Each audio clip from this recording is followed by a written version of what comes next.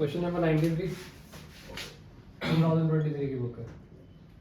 Company ने कितने share issue करे? 50,000। एप्लीकेशन कितनी है? 3 टाइम्स। 3 टाइम्स का मतलब हो गया 1,50,000। एप्लीकेशन पे 2 रुपये आ रहे हैं, अलॉटमेंट पे 4 रुपये, फर्स्ट कॉल पे 4 रुपये आ रहे हैं। 2 कैटेगरीज है। जिन्होंने फर्स्ट 80,000 शेयर्स के लिए अप्लाई करा उनको कितने शेयर्स अलॉट हुए? 40,000। जिन्होंने नेक्स्ट 25,000 शेयर्स के लिए अप्लाई करा उनको कितने शेयर्स अलॉट हुए?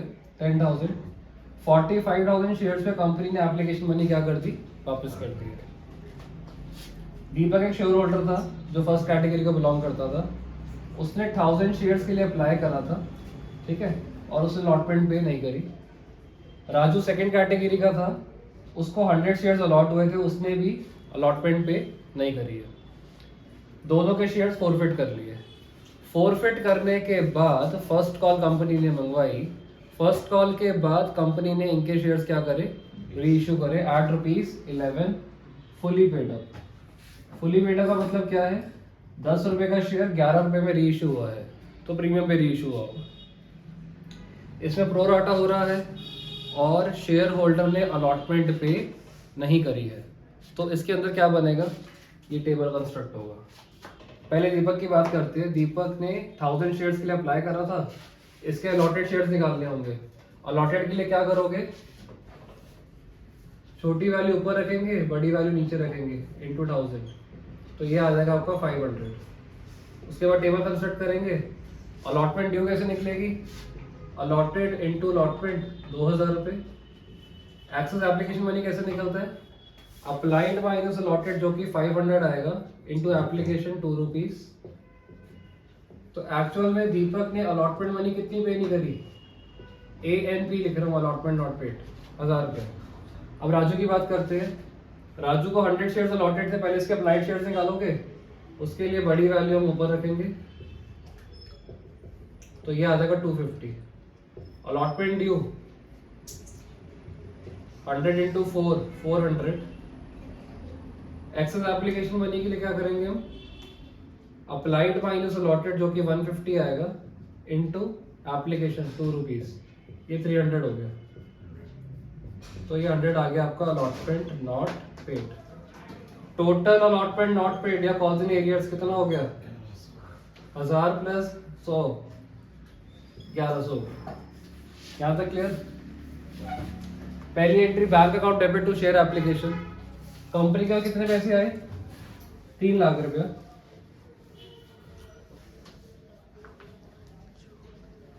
चाहिए कितने थे? 50,000 इंटू 2, 1 लाख। अलॉटमेंट छोड़ देते हैं। बैंक में कितना आएगा? 45,000 शेयर्स पे जो एप्लीकेशन मनी थी वो कंपनी ने वापस कर दी। बैलेंसिंग फिगर आपकी बन रही है 1,10,000। यहाँ तक तो क्लियर है? इसके बाद share allotment to share capital में कितना अमाउंट आएगा? अब पूरा क्वेश्चन 50,000 से चलेगा। 50,000 इंटू 4, 2 लाख। नेक्स्ट एंट्री होगी bank account debit, calls in arrears account debit to share allotment. 2 lakh रुपए ड्यू थे, ऑलरेडी कितना अमाउंट आ रखा है? 1,10। यहाँ आ गया 90,000। कॉल्स इन एरियर्स कितना था आपका? 1100। तो बैंक में कितना आएगा? 88,900। अलॉटमेंट के बाद ही शेयर्स क्या कर लिए गए? फॉरफिट कर लिए गए। दोनों के शेयर्स साथ में फॉरफिट कर देते। कितने शेयर्स फॉरफिट हुए टोटल? 500 दीपक के और राजू के कितने थे? 100। तो टोटल 600 शेयर फॉरफिट किए गए। ऑर्डर वैल्यू कितनी थी यहाँ तक? 6 रुपीज, तो 3600 यहाँ पर आ गया। कॉल्स इन एरियर्स एड्रेस लिख दो, कितना था? 1100। बैलेंसिंग फिगर क्या बन जाएगी आपकी? 2500।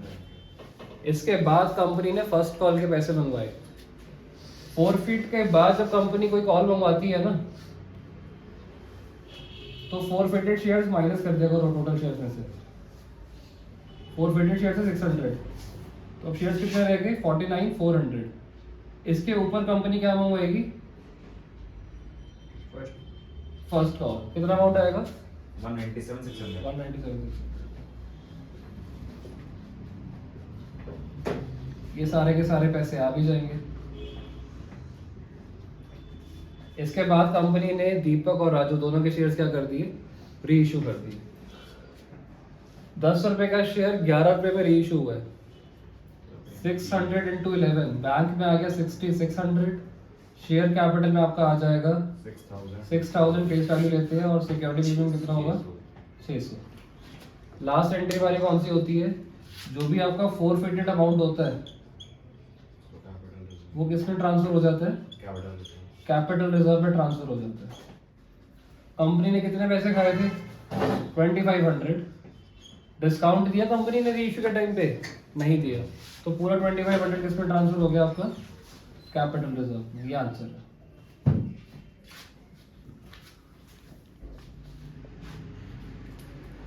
नेक्स्ट टॉपिक है when all the forfeited shares are not reissued. ये क्वेश्चन ले लेते हैं।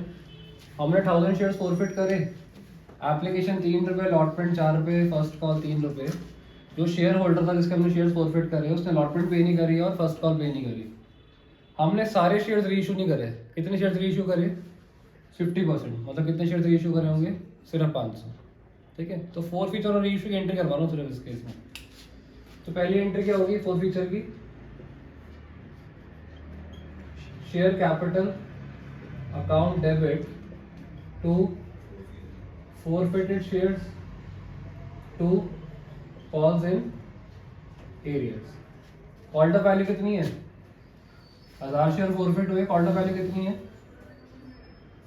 जहां तक क्रॉस लगा था वहां तक पैसे गिन लिया करो। 10 रुपये हो गए। फोरफिटेड अमाउंट कितना आएगा? सिर्फ शेयर होल्डर ने एप्लीकेशन तो नहीं दी 3 रुपए की, 3000 रुपये आ गया। कॉल्स इन एरियर्स कितना है? 7 इंटू 1000, 7000 आ गया। ये तो इजी था। उसके बाद कंपनी ने 50% शेयर रीइश्यू करे हैं, मतलब सिर्फ 500 शेयर रीइश्यू करे at ₹9 fully paid up. Discount पे रीइश्यू करे, प्रीमियम पे करे, पार पे करे? डिस्काउंट पे करे। तो एंट्री क्या होगी? Bank account debit. डिस्काउंट के लिए क्या डेबिट करते थे हम? Forfeited shares account debit to share capital. Shares reissue करे सिर्फ 500। कितने रुपए में? 9 रुपए में। 4500। डिस्काउंट कितना हो गया? कैपिटल में कितना आएगा? अगर तुम लोग जल्दी में हो गए ना तो पता क्या लिख दोगे? Share capital account debit to capital reserve account. तुम लोगों को 3000 माइनस 500 2500 लिखकर आ जाओगे। गलत है। जब सारे शेयर रीइश्यू नहीं हो रहे होते ना तो आपको इस अमाउंट को एडजस्ट करना पड़ता है। क्या करना पड़ता है? इस अमाउंट को एडजस्ट करना पड़ता है। कितने शेयर रीइश्यू करे हमने? फोरफिट कितने करे थे? कितना अमाउंट आ गया? 3000 इंटू 500 अपॉन 1000, 1500। 1500 में से ये 500 माइनस कर देना, 1000 आ गया। बस याद रहेगा। जब सारे शेयर रीइश्यू नहीं होते तो आपको ये फोरफिचर अमाउंट को क्या करना पड़ेगा? एडजस्ट करना पड़ेगा। जितने शेयर रीइश्यू हुए उससे मल्टीप्लाई करा अपॉन जितने शेयर्स आपके फोरफिट हुए। ओके, अभी तक हमने जितने भी क्वेश्चन कर रहे थे उसमें जो शेयर्स आपके इशू हो रहे थे सारे के सारे पार पे हो रहे थे। अब हम फोरफिचर ऑफ शेयर्स करेंगे अगर शेयर आपका प्रीमियम पे इशू हुआ है तो इसके दो केसेस बनते हैं। एक केस में सिक्योरिटी प्रीमियम रिसीव हो सकता है और एक केस में सिक्योरिटी प्रीमियम रिसीव नहीं हो सकता। तो अभी हम किसकी जनरल एंट्रीज करेंगे?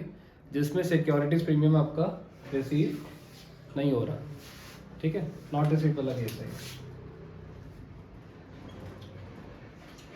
तो इसकी एंट्री क्या होगी? Share capital account debit, SP account debit to forfeited shares to calls in arrears. Share capital में क्या अमाउंट आएगा? Called up less premium. Premium का जो भी अमाउंट होगा वो हटा देना। एसपी अकाउंट में क्या आएगा? जो भी आपका प्रीमियम होगा उससे मल्टीप्लाई कर देना। फोरफिटेड शेयर्स में क्या आएगा? Amount received less premium. और कॉल्स इन एरियर्स में जितने शेयर्स पे जो भी नहीं पे कर रखा होगा उससे मल्टीप्लाई कर देंगे। इसकी क्लैरिटी इसके साथ आएगी क्वेश्चन के साथ। ए पार्ट देखो, हमने शेयर्स फोरफिट करे कितने? 200। एप्लीकेशन 4 रुपये, अलॉटमेंट 5 रुपये जिसमें 2 रुपये प्रीमियम है और फर्स्ट कॉल 3 रुपये है।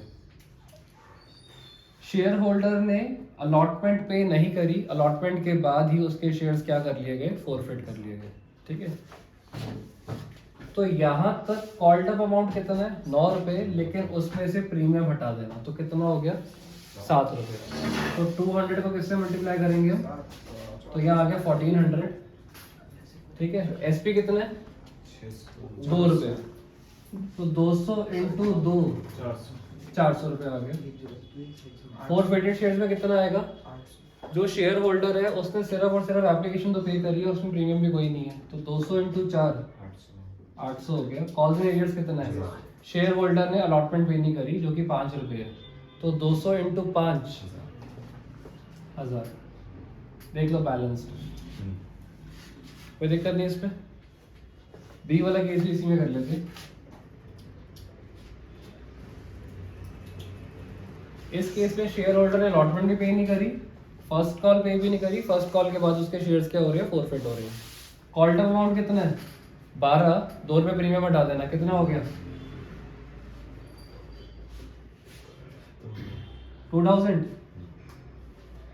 प्रीमियम कितना है 2 रुपए, 200 इंटू 2 400 ही आ गया वो। तो फोरफिटेड अमाउंट में क्या आएगा, सिर्फ एप्लीकेशन ही तो दी है 4 रुपए की, तो 200 इंटू 4 800। और कॉल्स एंड एरियर्स कितना होगा, अलॉटमेंट नहीं दी, फर्स्ट कॉल नहीं दी, टोटल 8 रुपए नहीं दिए उसने, तो 200 इंटू 8 1600। क्लियर हो गया यहाँ तक।